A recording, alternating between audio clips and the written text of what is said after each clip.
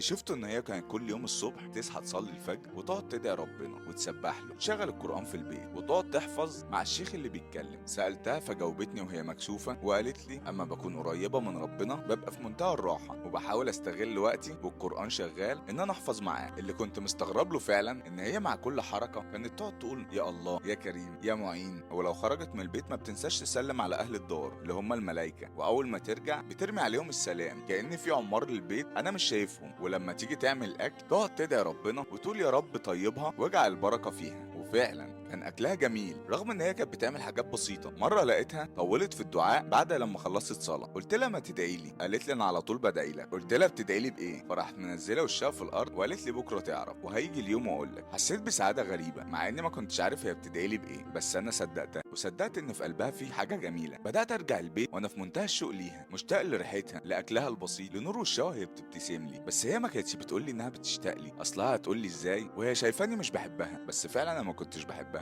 فضل السؤال ده يدور في راسي لغايه اما جه اليوم اللي قالت لي انا عايزه اروح لاهلي، عايزه ازورهم، وقالت لي ان هم وحشوني قوي. ووافقت وفعلا راحت عند اهلها. بس بمجرد ان هي مشيت من البيت حسيت ان البيت فاضي وقلبي برضه حسيت ان هو فاضي. كنت مستنيها ترجع زي المجنون، شايفها في كل مكان في البيت، بعد الساعات بالدقايق والثواني لغايه اما ترجع كاني طفل صغير مستني امه. رحت علشان ارجعها وانا طاير من السعاده، كنت فرحان جدا. في اللحظه دي عرفت ان انا بحبها من غير ما احس. حبيت هدوءها ودعائها، حبها ليا، قلبها الصافي، نيتها النقيه، قربها من ربنا. ولما قلت لها انا بحبك ابتسمت وراحت معيطه وقالت لي اخيرا اتحقق الدعاء اللي انا على طول بدعيه لك وربنا استجاب لي، واخيرا بقت مراتك اللي انت بتحبها. ناس كتير قوي بيتجوزوا عن طريق الاهل، عن طريق الصحاب، عن طريق الصالونات، اهي جوازه وخلاص. ما بيبقوش شايفين المميزات اللي في الست اللي قدامهم. مش معنى ان الست مش جميله زي اللي بيطلعوا في التلفزيون او انت مش شايفها جميله للحد اللي يرضيك دي تبقى ست وحشه. الجمال بيترتب على اكتر من حاجه، الاخلاق والادب والتربيه والاصل والقرب من ربنا والنيه الصافيه والقلب الابيض. حاجات كتير قوي بتتحسب قبل الشكل. الشكل ده مجرد وقت وهيعدي، مهما كان جمال اللي قدامك هيزول مع الايام، واللي هيبقى لك الحب الصادق والقلب الابيض، جمال الروح. حب اللي معاك او حاول حتى تحبهم. الكلام ده للستات والرجاله مش للرجاله بس. طالما ربنا اختار لنا نصيبنا نحاول نشوف مواطن الجمال في النصيب ده، اصل ربنا ما بيختار لناش حاجه وحشه. شوف الجمال اللي بين ايدك قبل ما تبص على الجمال الخارجي اللي بتلاقيه بره في كل مكان. اوعى تنبهر بالشكل لان المظاهر خداعه. جمال القلب وجمال الروح احسن 100 مره من جمال الشكل. انتوا كنتوا بتسمعوا ايمن الجوهري.